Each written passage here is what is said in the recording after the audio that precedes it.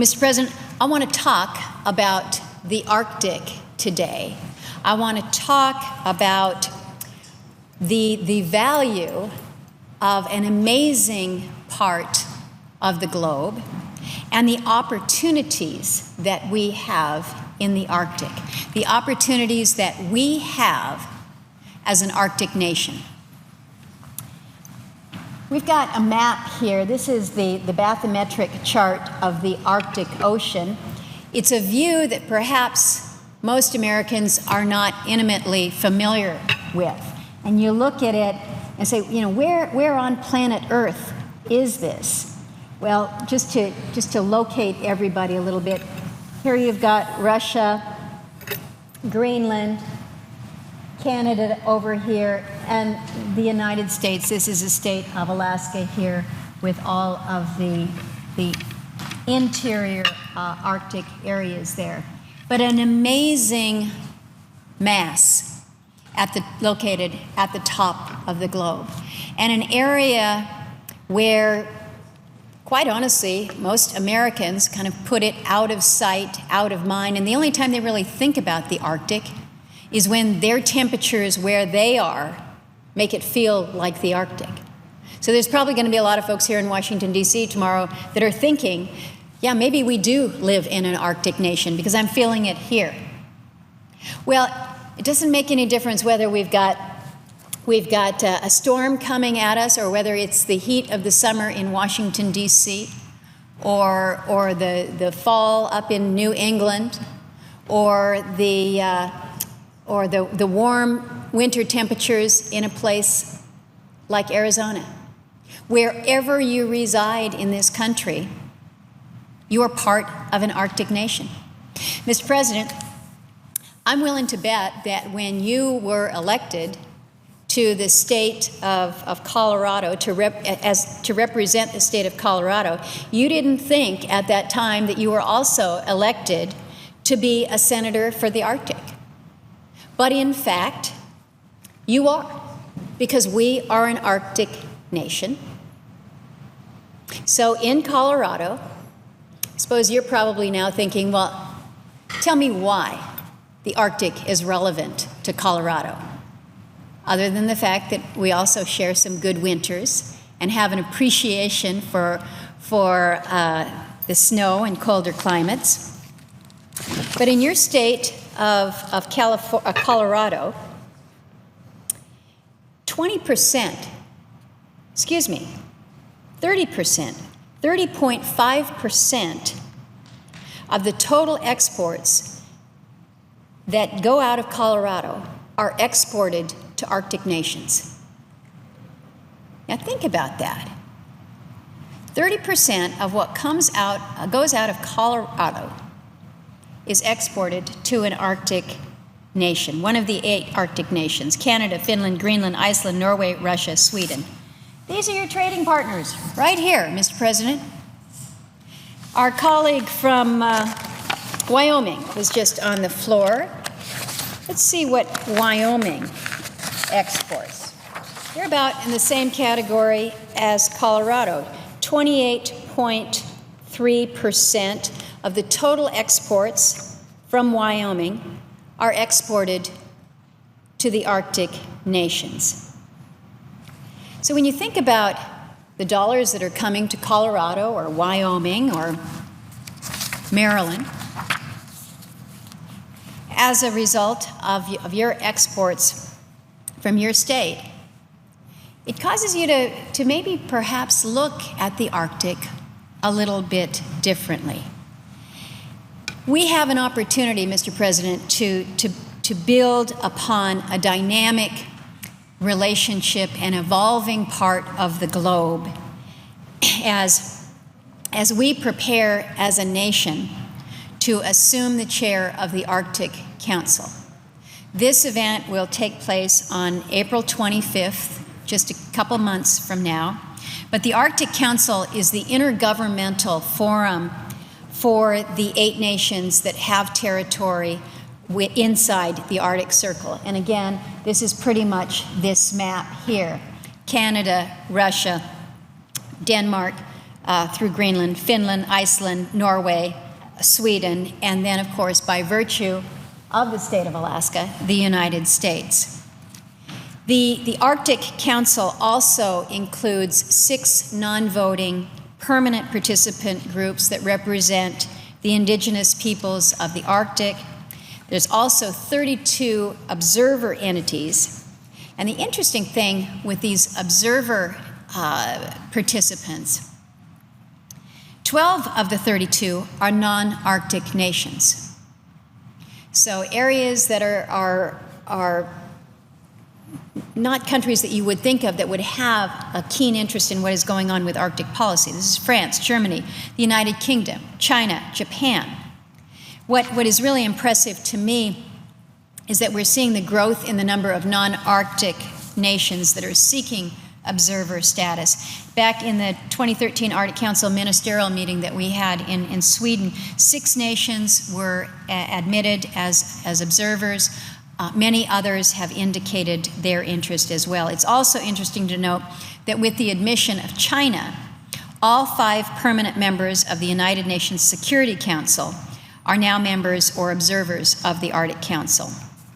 Also represented are 8 of the world's 10 largest economies based on GDP, which an indicator of the level of importance that the world ascribes to the Arctic.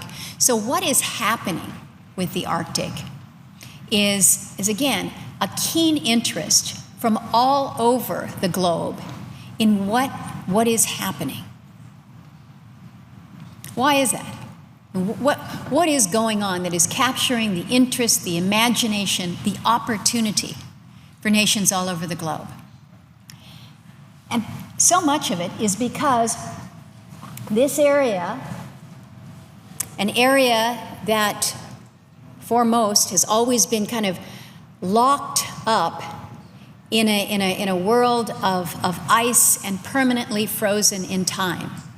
And so to even imagine the possibilities of what could unfold in the Arctic was so foreign that only the most adventurous of the explorers ever pushed out. Well, it's changing up north. Whether it's the Northern Sea route coming across on the Russian side, whether it's the Northwest Passage, whether it's nations that are looking to explore for resources, whether it is those involved in maritime traffic and engaging in a level of commerce that are looking for that shorter route that will cut days, weeks off of a journey, and therefore costs off of the expense of shipping. Whether it's the tourist, the cruise ships, Mr. President, are coming across the top. Up in Point Barrow, right up here at the top of the world, you've got cruise ships that are moving through those waters. The ultimate eco-tourists, but those that are seeking something different. The Arctic is notable within the international community from an economic perspective as shipping lanes open up. We have additional areas that become accessible for resource development. And again, tourism is on the rise. And it's also notable from a political perspective as the region it's not bogged down by the inertia of longstanding disputes. You think about so many parts of the world where you have battles, whether they be religious or border or political battles that have gone on for decades, if not centuries. This is an area, this is a part of the world that doesn't have that overlay, if you will. It doesn't have the entrenched views that make international cooperation in other areas difficult. Instead, it's an area that seeks to promote collaboration and remain a zone of peace. Think about the conversations that I'm able to have with Secretary Kerry, as I did just a few weeks back, talking about the Arctic and being able to tell the Secretary of State speak to him about how we can work more collaboratively, how we can keep an area a zone of peace as he deals with these hot spots all over the globe. To know that there is a cool place, not only from a physical perspective, but perhaps from an emotional and a political perspective, where perhaps we can be working together to advance goals and initiatives, rather than constantly being at issue with one another. It's also a region that's writing its history as we speak.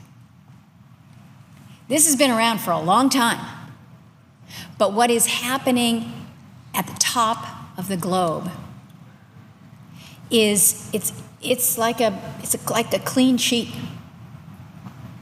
It is an opportunity for us to write history. It's even more important for the United States to take a lead in guiding international policy decisions within this area. And this is where I'm calling on colleagues in the Senate to join me, to step up, to help us not only build out policy initiatives, but really take that leadership role as we should be doing as an Arctic nation. So I have joined together with the senator from Maine, Senator King, to form a new caucus. And I know we got plenty of caucuses around here. But I am asking colleagues to consider joining this Senate Arctic Caucus. This has a mission to convene conversations among members on issues relating to defense, science, energy, environment, commerce, trade, maritime affairs, the well-being of the indigenous peoples of the Arctic, to raise awareness about the importance of the Arctic and to advance a coordinated effort towards investment in infrastructure that will benefit all Americans, including those who live in the Arctic. And I should let colleagues know that when I'm offering this opportunity to join a caucus, it's not just to say, yeah, I'm paying attention to Arctic issues in name only. We really want to try to educate. Because again, I think the awareness of what is happening in the Arctic has captivated the imagination and the attention of people around the world, of nations around the world. It should captivate the imagination and the attention of every member in this body.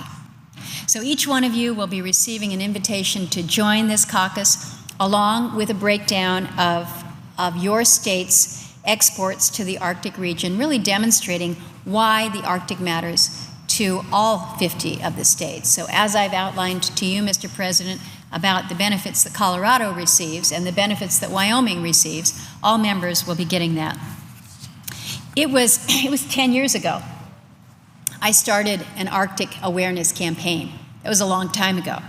And it was an effort to get folks, not only within the legislative body, but within the administration, to pay attention to what was going on within the region. And it started out pretty simply. I can remember I was on the Foreign Relations Committee, and we had the nomination hearing for Condoleezza Rice to be Secretary of State. And I asked her a question about, so what are we doing in the Arctic to ensure that the Arctic remains a zone of peace, or something to that effect? And I think I caught her flat-footed. The next time I saw her before the Foreign Relations Committee, she was up to speed and engaged, but I can state with some certainty here that in 2005, the State Department was just not prepared to have a discussion with these issues. Now, I'm not going to claim full credit here, but move forward a little bit with the clock. It was good to see the movement within the administration. When Hillary Clinton was Secretary of State, she was the first Secretary of State to participate in an Arctic Council ministerial meeting. And I think that was probably prompted by some visits that she had taken to view the Arctic, including the U.S. Arctic in Barrow when she was a member of this body. But as Secretary of State, she traveled to Nuuk, Greenland in 2011. I accompanied her. And then in 2013, Secretary Kerry went to the ministerial meeting in Kiruna, Sweden. And now in 2015, Secretary Kerry will again participate in this year's meeting in Canada, where the Arctic Council chairmanship will be handed over to the United States. I started off my comments by talking about what's going on with the weather and people feeling like we're under an Arctic siege here right now in Washington. But I think it is safe to say that Arctic awareness is at an all-time high. But unfortunately, the investment has not matched the interest. And one barometer of your interest when you're talking about the Arctic is, how do you move in the Arctic if it's ice up there? You have to be able to plow through some ice. And this is where an icebreaker comes into play. But icebreakers are expensive. Coast Guard estimates it's going to be about $1 billion. It takes about 10 years to build. Mr. President, if I were to ask anybody in this body how many icebreakers the United States have, I think you would say, well, of course we've got an icebreaker up there. We have one medium-strength icebreaker, the Healy, who does a good job for us. But our only polar-class vessel, the Polar Star, is on assignment to Antarctica for the next 5 years. We won't see her in the Arctic for 5 full years. The life expectancy, the useful life of the Polar Star, is only 6 to 8 years. It takes 10 years to build a new one. We are sitting here as a nation woefully behind when it comes to Arctic infrastructure, if you define it by icebreaking capacity. Russia is cleaning our clock in terms of the number of icebreakers that they have. They've got 27. Our own Coast Guard's high latitude study says that it's going to require 6 major icebreakers, 3 heavy and 3 medium-sized icebreakers to fulfill its statutory requirement. Even China has one icebreaker. They're building 6 more. India, Mr. President, do you think of India as an Arctic nation? They're considering building an icebreaker. Why? Because they see the Arctic opportunity. They want to be part of an area on the globe that is piquing the interest for a host of different reasons. So, as others in the Arctic region, whether it's Russia or whether it's Canada, as they continue some pretty aggressive national plans, combined with state investments to develop their Arctic resources and advance commerce in the North, the United States needs to be a participant, but we need to be more than just a participant. We need to be a leader. We lead everywhere else. We lead to the moon. We know more about mapping of Mars than we know about mapping in the Arctic. We need to step it up. And it's exciting to think that we can step it up. I am hoping that we'll be able to focus our attention on these issues, and it's not just the resources and infrastructure that will make the Arctic a national priority. It's not just preparing for a 2-year chairmanship. It's about what the vision is, the long-term vision for the United States' role in an emerging part of the globe that is as dynamic as any place out there. But we've got to be ready.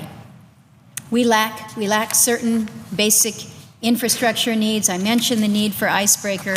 I'm going to be introducing legislation, hopefully very soon, to develop a solid foundation and put some building blocks in place for that investment, including a focus on obtaining more accurate data for charting the Arctic. We simply are so far behind in our hydrographic charting. But also other things. We need We need to do better with our ice forecasting, with our weather observing stations, with our weather buoys, with our monitoring out in our oceans, with just having a level of communications and understanding what we have. So as we look to the area, we have to at least be able to assess the accuracy of Arctic weather and water forecasting. We have to be able to understand whether or not we've got gaps in Arctic weather and sea ice observing networks, the status of our sea ice analysis and forecast services. So we're going to be having a hearing tomorrow morning in the Energy Committee.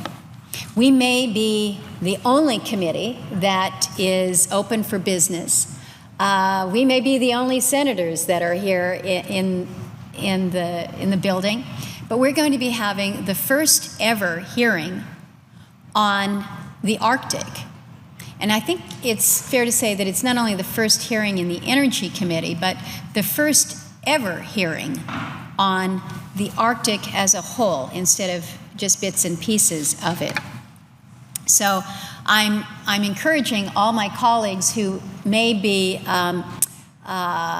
locked out because you couldn't jump on a flight quick enough or you can't get on the road soon enough.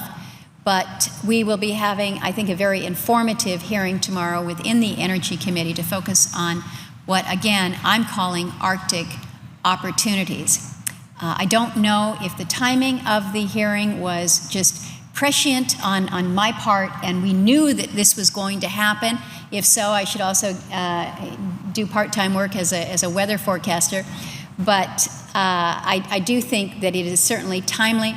In fact, it is long past time that we focus, again, on an area that hosts amazing promise and opportunity for leadership as a nation. And I would encourage all of my colleagues, join us with this new Senate Arctic Caucus. Embrace your inner Arctic self. It really is a good place to be.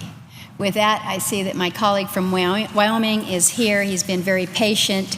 And as I mentioned to the senator from Colorado, our presiding officer right now, Colorado enjoys good benefit from the state of Alaska.